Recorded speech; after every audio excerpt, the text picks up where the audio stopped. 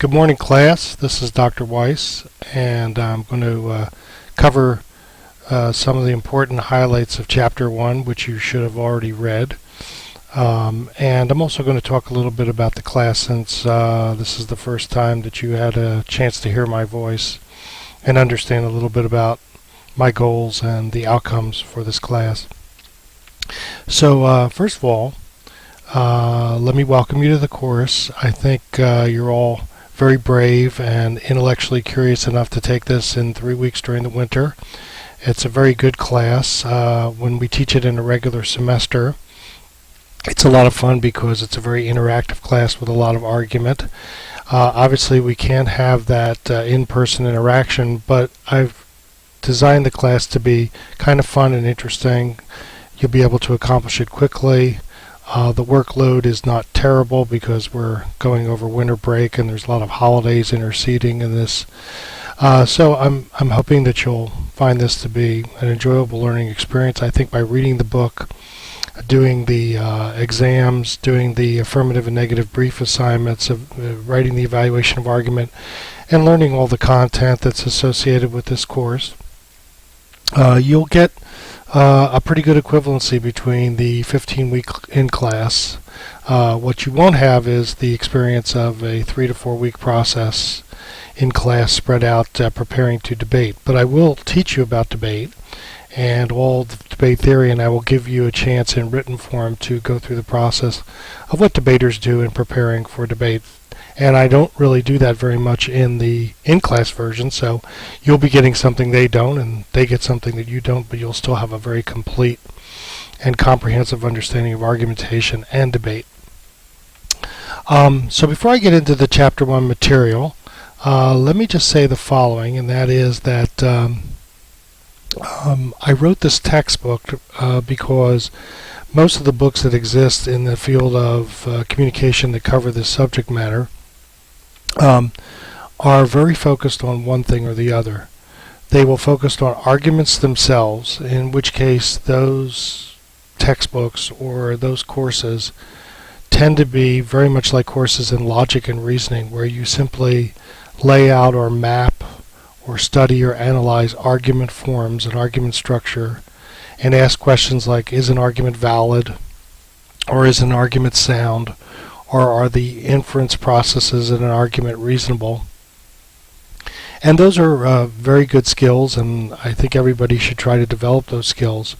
But those skills are more like skills of mathematics and reasoning and inference, and less about the skills of communication, which is what we teach in our program.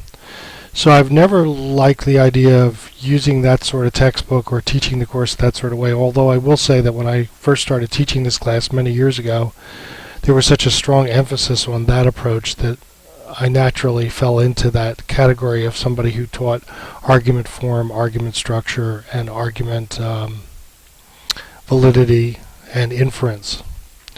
At the other extreme, there are a lot of books or courses that focus on argument as something that's purely audience-based. In other words, that the goal of argument is to win an audience, or to get an audience's assent, or to get them to agree with you. And so that approach is so audience-centered that it makes argument more into a variety of just writing or public speaking or communication that's completely focused on outcomes.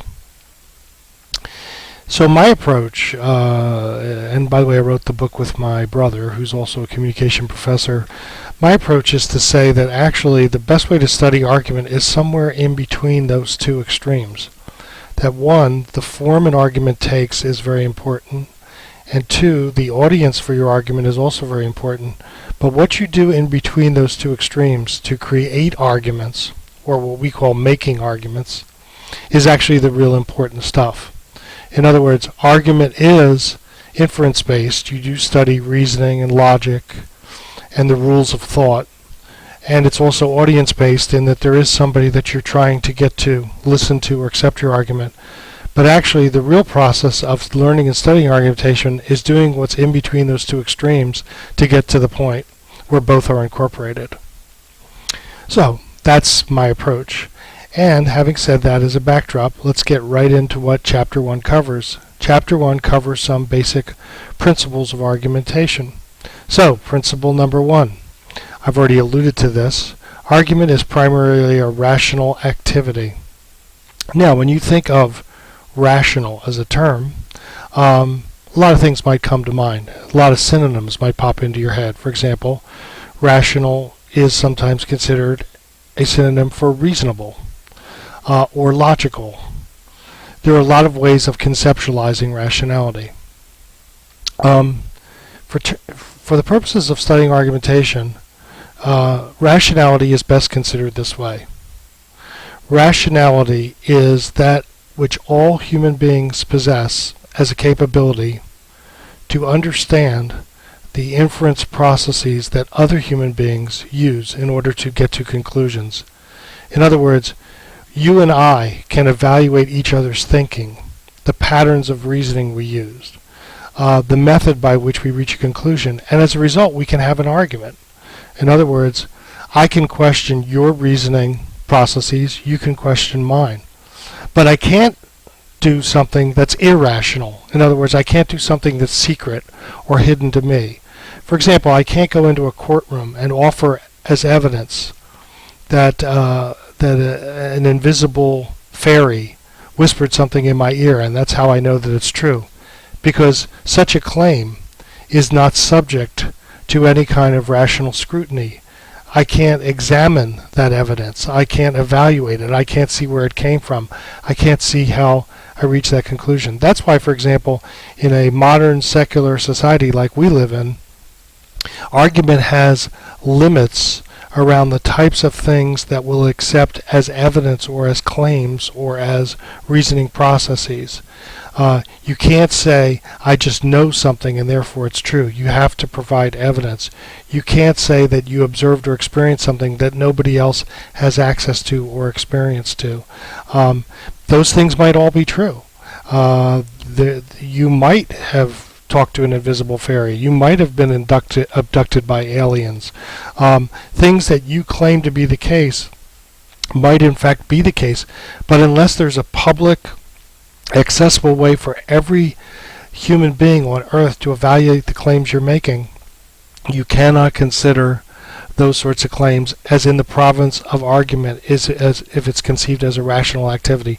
Only the things that can be scrutinized, evaluated, demonstrated, looked at for their methodology, for their reasoning, for their inference patterns, for the conclusions they reach, for the evidence they produce, for the data that they use to support them, only those things are considered within the realm of argumentation.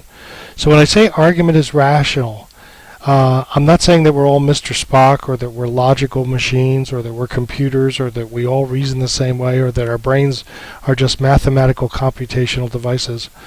What I'm saying is, or what we are saying is that argumentation is something that all human beings have access to as a method for evaluating claims and the way they're supported, and there's no reason why argument shouldn't function almost entirely in that realm. Now notice I use the word primarily. There will always be some room for people to make private and much more personal claims that only they claim access to whatever proof they would need to make those claims. But those are generally not considered within the realm of argumentation. Principle number 2. Arguing is not just expressing opinions. I've been a college professor for many years. I've assigned a lot of papers, and oftentimes students will ask me when I assign a paper, is this a research paper or are we just supposed to be expressing our opinion? So in an argumentation class, it's very important to realize that that distinction is a distinction that doesn't really hold water. And I'll tell you why. If you ever read a research paper, a scholarly article, a book, anything that's been published, you'll notice something very obvious, and that is almost every such book or publication, the author makes arguments, they're making claims, they're trying to prove something. For example, let's say a historian was trying to prove that slavery was the primary cause of the Civil War. He'll have to introduce evidence for that claim. He'll have to cite sources. He'll have to evidence historical events that prove that. He'll have to show the impact of legal decisions, court cases. He'll have to show what were the issues that drove the country into war. These are claims. The claims are supported. They're the author's opinions because this is the claim that he's making, but he or she is backing them up using more than just his feelings or his emotions or his sentiments. So sometimes when a student will ask me, do you want this to just be our opinion as opposed to research? I always say, I don't really have that distinction. It's not a formal research paper in that you don't have to necessarily cite sources or give me a list of works cited. But you are definitely making claims and you're backing those up. You're providing evidence. You're providing reasons for me to accept your claims. You're supporting them. You're using examples. You're using logical reasons.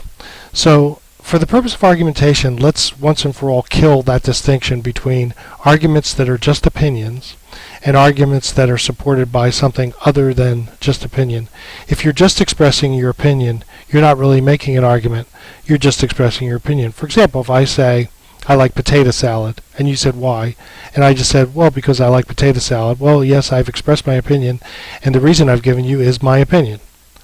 But if I start offering you evidence that potato salad is delicious, that it's great, it has a long tradition, that there are ways of preparing it that make it as delicious as anything else you could possibly eat or prepare, these are expanding my arguments into the realm of the public. I'm doing the kinds of things I described a minute ago when I talked about argument as a rational activity. I'm giving you access to the basis of my claims. Principle number 3, argumentation is always grounded. I like this little cartoon because I think it explains the point I'm trying to make. You've got a rare condition called good health. Frankly, we're not sure how to treat it. Why would a doctor say that?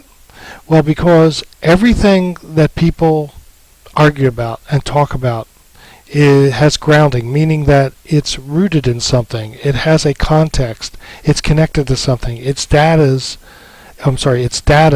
or its information is placed in a context. Let me give you an example of that. Let's say you discovered that there were 1 billion cavities in teeth in people in the United States. And you'd say, wow, that's a lot of cavities. And of course, cavities are bad because they cause tooth decay, and tooth decay can cause all sorts of problems. And you just asserted, wow, we have a terrible problem in our country with tooth decay.